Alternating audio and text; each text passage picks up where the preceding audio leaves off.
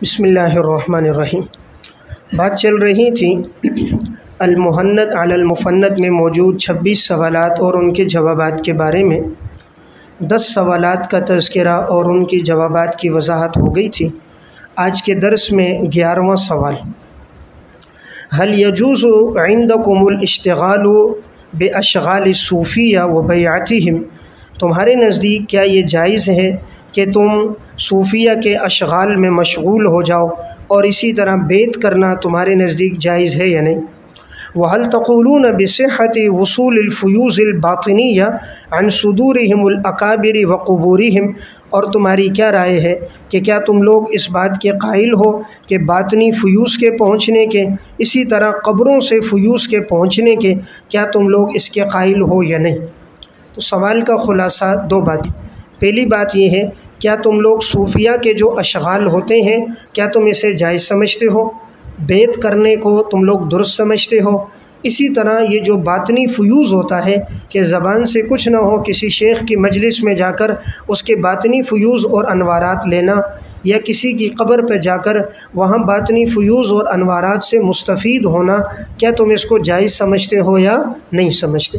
یہ سوال ہے۔ جواب یہ ہے، یستحب عندنا اذا فرغ الانسان من تصحیح العقائد، مستحب یہ ہے کہ جب کوئی انسان فارغ ہو جائے عقائد کی درستگی سے، وتحصیل المسائل الضروریۃ من الشرع، اور مسائل کے حصول سے کہ جو مسائل شریعت کے ضروری اور بدیہی اور یقینی مسائل ہیں، ان یبایع شیخا راسخ القدم فی الشریعہ، اسے چاہیے کہ وہ بیعت کر دے ایسے آدمی کے ہاتھ پر کہ جو شریعت میں راسخ القدم ہو، یعنی شریعت میں راسخ اور پختہ انسان ہو، اس کے ہاتھ پر بیعت کریں۔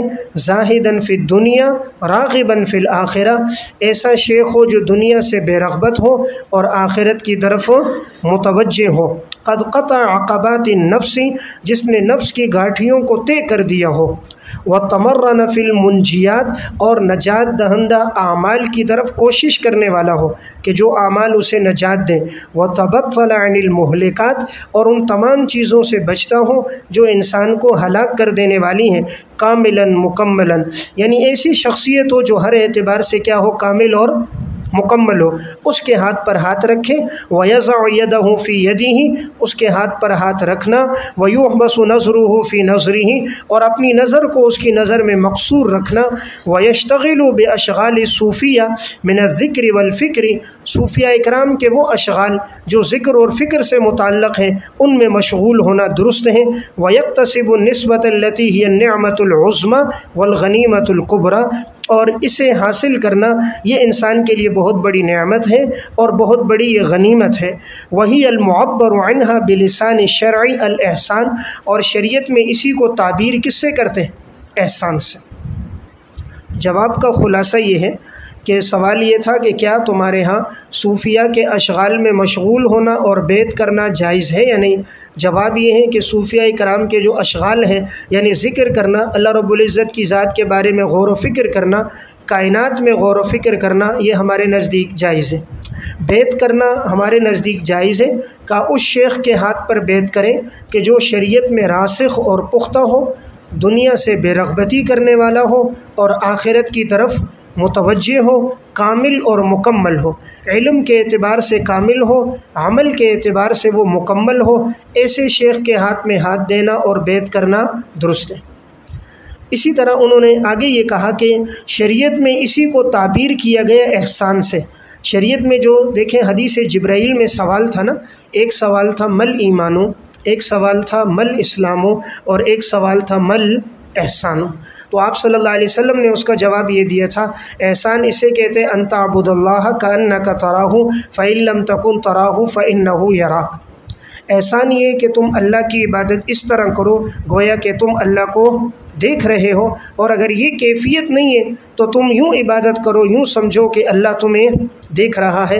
صوفیہ اکرام میں بھی اسی بات کی مشق اور کوشش ہوتی ہے، اللہ سے ایسا مضبوط تعلق ہو جائے گویا کہ انسان عبادت کرتے ہوئے اپنے رب کو دیکھ رہا ہے، اور اگر یہ کیفیت نہیں تو میرا اللہ مجھے دیکھ رہا ہے، یہ کیفیت پیدا ہو جائے تو انسان گناہوں سے بچ جاتا ہے۔ وَأَمَّا مَنْ خَافَ مَقَامَ رَبِّهِ وَنَهَى النَّفْسَ عَنِ الْهَوَىٰ، جو رب کے سامنے کھڑے ہونے سے ڈرا اور خواہشات سے بچا تو فإن الجنۃ ہی المأویٰ، اس کا ٹھکانہ جنت ہے۔ تو رب کے سامنے کھڑے ہونے سے ڈرنا یہی چیز احسان ہے۔ تو گویا شریعت میں بھی اس کی اجازت ہے۔ بہرحال تو معلوم ہوا بیعت کرنا بھی درست ہے۔ آپ صلی اللہ علیہ وسلم نے بھی بیعت لی۔ بیعت کی البتہ اقسام ہوتی ہیں۔ بیعت کی ایک قسم ہوتی ہے بیعت علی الاسلام، کہ کوئی آدمی اسلام قبول کرنے آئے تو اس سے بیعت لینا تاکہ اسے اسلام کی تعلیمات دی جائیں، کلمہ پڑھایا جائے، مسلمان کیا جائے، یہ بیعت علی الاسلام ہے۔ دوسری قسم یہ ہوتی ہے کہ جو بیعت علی الجہاد ہے، جیسے آپ صلی اللہ علیہ وسلم نے صحابہ اکرام سے حدیبیہ کے موقع پر بیعت لی، لقد رضی اللہ عن المؤمنین اذ یبایعونک تحت الشجرہ۔ یہ جو بیعت تھی یہ کون سی تھی؟ بیعت علی الجہاد۔ تیسری ہوتی ہے بیعت علی الہجرت، کہ اگر بیعت لی جائے اس بات پر کہ کوئی ہجرت کرنا چاہ رہا ہے، جیسے آپ صلی اللہ علیہ وسلم نے بیعت لی تھی ان عورتوں سے بھی کہ تم فحاشی اور یعنی کا کام نہیں کرو گی، اللہ رسول کی اطاعت ہوگی، اسی طرح آپ بیعت لیتے تھے بیعت علی الہجرہ۔ چوتھی بیعت ہوتی ہے، اس بیعت کو کہتے ہیں بیعت سلوک۔ بیعت سلوک کا مطلب ہوتا ہے جسے تزکیہ نفس قرآن نے تعبیر کیا ہے، اور یہ بعثت کے مقاصد میں چوتھا مقصد ہے تزکیہ نفس۔ تو کسی اللہ والے کے ہاتھ پر بیعت کرنا تاکہ انسان اس کے ذریعے سے اپنی باطنی اصلاح کر دے، اپنے باطنی عیوب کو ختم کرے، یہ بھی جائز ہے۔ اس کو تعبیر کرتے ہیں بیعت تزکیہ اور بیعت تصوف سے۔ تو اس بارے میں مزید اگر آپ نے معلومات پڑھنی ہے، شریعت و طریقت، شریعت و طریقت حضرت شیخ الحدیث مولانا محمد زکریا صاحب رحمۃ اللہ علیہ کی کتاب ہے، اس کا مطالعہ کر لیں۔ اسی طرح آثار الاحسان ڈاکٹر علامہ خالد محمود صاحب رحمۃ اللہ علیہ کی 2 جلدوں میں ہے آثار الاحسان۔ ان کی اس نام سے اس طرح کی ان کی 3 کتابیں اور بھی مفید ہیں۔ ایک ہے آثار التنزیل 2 جلدوں میں، آثار الحدیث 2 جلدوں میں، آثار التشریع 2 جلدوں میں، اور آثار الاحسان 2 جلدوں میں۔ ایک قرآن کے بارے میں، ایک حدیث کے بارے میں، اور ایک فقہ کے بارے میں، اور ایک تصوف کے بارے میں۔ اسی طرح اگر پڑھنا ہو تو حضرت مولانا منظور احمد نعمانی صاحب کی کتاب ہے تصوف کیا ہے، تصوف کیا ہے۔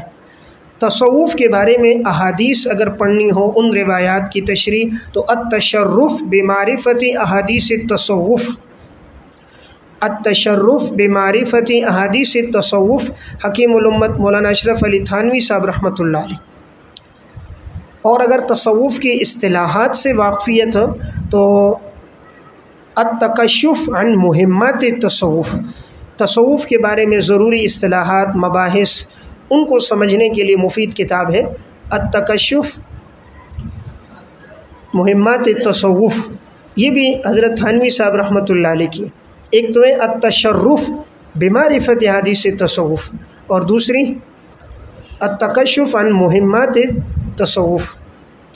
اسی طرح حضرت کی ہے تربیت السالک، تربیت السالک اس اعتبار سے مفید ہے کہ شیخ اپنے مریدین کی اصلاح کس طرح کرے گا، اور اصلاح کے دوران کن کن چیزوں کی رعایت رکھی جائے گی، کن کن باتوں کا حکم دیا جائے گا، اور اس میں طریقہ کار کیا ہونا چاہیے۔ اسی طرح معارف السلوک کے نام سے ایک کتاب ہے، وہ بھی نہایت مفید ہے، معارف السلوک۔ بہرحال میں نے یہ چند کتابیں عرض کر دیں اس حوالے سے کہ ہمارے ہاں اس طرح کے بیعت کرنا اور صوفیاء کرام کے وہ اشغال جو قرآن و سنت سے ثابت ہیں، ایسے اشغال میں مشغول ہونا، تزکیہ نفس کے لیے کسی کے ہاتھ پر بیعت کرنا جائز ہے۔ اب سوال کا دوسرا حصہ کیا تھا؟ کیا تمہارے نزدیک باطنی فیوز حاصل کرنا انسانوں کے سینوں سے ہو یا قبروں سے ہو، کیا تم باطنی فیوز کے قائل ہو یا نہیں ہو؟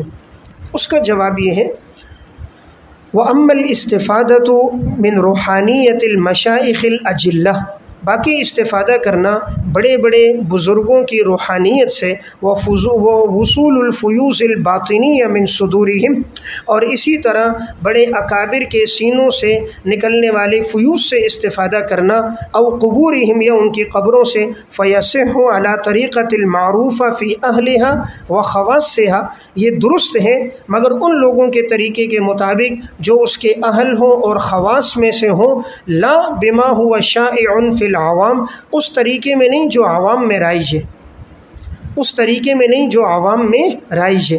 دیکھیں حضرت نے خود وضاحت کر دی کہ ہم استفادے کے قائل ہیں، زندہ لوگوں کے سینوں سے بھی استفادے کے قائل ہیں، اور کہا قبر سے بھی استفادے کے قائل ہیں، لیکن آگے جملہ لایا کہ وہ استفادہ اس طرح ہو جس طرح علماء کرتے، جس طرح خواص کرتے، نہ کہ وہ جس طرح کے عوام کرتے۔ عوام کا استفادہ مراد نہیں ہے بلکہ خواص کا۔ اب دیکھیں یہ جو باطنی فیوض سے استفادہ ہے، چاہے وہ زندہ ہوں، ان کی مجلسوں میں جانا، کسی اللہ والے نیک صالح متقی انسان کی مجلس میں انسان جاتا ہے، بسا اوقات صرف مجلس میں بیٹھتا ہے، اللہ تعالیٰ اس کی دل کی دنیا بدل دیتا ہے، ان کے انوارات سے، ان کے فیوزات سے، ان کی زندگی کے تقویٰ سے، ان کی گفتگو سے اللہ رب العزت ان کی زندگی کو پلٹ دیتا ہے۔ تو نیک لوگوں کے فیوز سے بھی فائدہ ہوتا ہے۔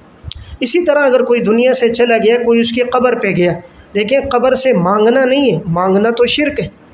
قبر سے مانگنا، قبر پہ سوال کرنا، قبر والے کو مشکل کشا سمجھنا، یہ تو شرک ہے۔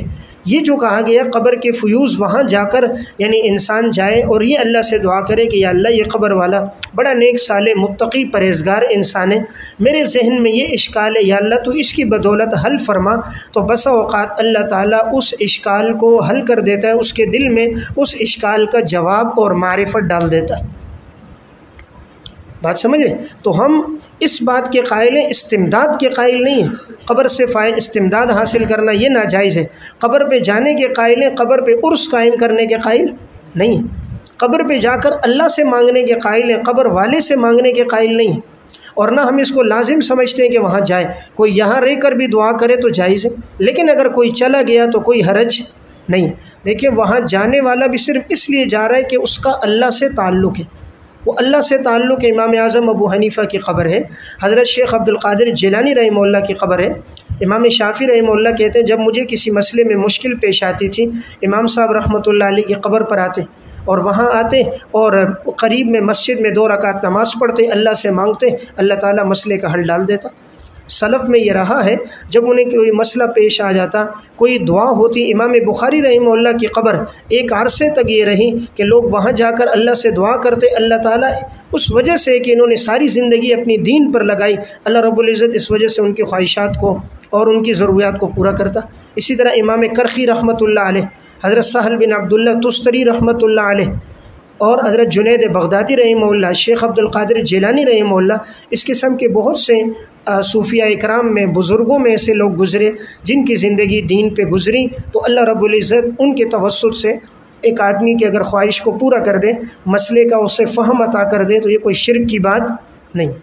اب بعض لوگوں کو ہر چیز میں شرک نظر آتا ہے، ایسی دوربین لگائی ہوئی ہے کہ اس میں صحیح چیز بھی انہیں کیا نظر آ رہی ہے؟ شرک نظر آ رہی۔ اس میں آخر شرک کی کون سی بات ہے؟ جانے والا جا کر مانگ رہا اللہ سے، اور وہ جانے کو لازم اور فرض نہیں سمجھ رہا، جا کر اللہ سے سوال کر رہا ہے اور جا رہا کسی عام آدمی کی نہیں بلکہ خواص کی قبر پر ہے۔ اور حضرت خود یہ الفاظ فرما رہے ہیں کہ ہم جائز تو سمجھتے ہیں، فَيَصِحُ عَلَىٰ طَرِيقَةِ الْمَعْرُوفَةِ فِي أَهْلِهَا وَخَوَاصِّهَا لا بما هو شائع فی العوام۔ عوام کا طریقہ نہیں کہ وہ قبروں پہ جاتے ہیں، پھول ڈالتے ہیں، چادریں ڈالتے ہیں، عرس کرتے ہیں، سجدہ کرتے ہیں، وہ نہیں، خواص کے طریقے کے مطابق۔ لہٰذا آج بھی اگر کوئی اس طرح کرتا ہے تو اس میں کوئی حرج نہیں۔ اگر ایک آدمی اس کو شرک کہتا ہے تو وہ شرک کی دلیل بیان کرے، آخر یہ کس وجہ سے شرک ہے۔ اگر وہ یہ کہتا ہے جی اس کی اجازت ہوگی تو لوگ شرک میں مبتلا ہو جائیں گے، صد للذرائع ہے، تو بھائی یہ طریقہ عوام کو نہیں کہا گیا، یہ خواص کو کہا گیا، یہ خواص کو علماء کے لیے کہا گیا، اور ان کا شرک میں مبتلا ہونا نہیں ہوتا، وہ تو واقف ہے شرک کی اصطلاحات تمام چیزوں سے، خواص کے لیے۔ پھر اس کی دعوت نہیں دی جا رہی، سوال پوچھا ہے تو حضرت نے جواب دے دیا، تو اس لیے اس کے مطابق جواز ہے، یہ مباح ہے، تو مباح کے درجے میں اگر کوئی جاتا ہے تو کوئی حرج نہیں۔ علامہ قاسم نانوتوی رحمۃ اللہ علیہ، حضرت نے ایک دفعہ یہ بات بیان کی کہ جو اللہ والوں کی قبر پہ جاتا ہے، وہاں دعا کرتا ہے، اللہ سے مانگتا ہے، اللہ تعالیٰ اس کے دل میں معرفت ڈال دیتا ہے۔ کسی نیک آدمی کے قبر کے قریب اگر کسی کی قبر بن جاتی ہے تو اللہ جب اس نیک آدمی پر اپنی رحمتیں اور وہ نازل کرتا ہے تو کچھ نہ کچھ یہ بھی اس سے مستفید ہو جاتا ہے۔ جب یہ بات کی تو جو آپ کا خادم خاص تھا اسے اس وقت تھوڑی بات سمجھ نہ آئی، حضرت سمجھ گئے کہ یہ میری بات نہیں سمجھا۔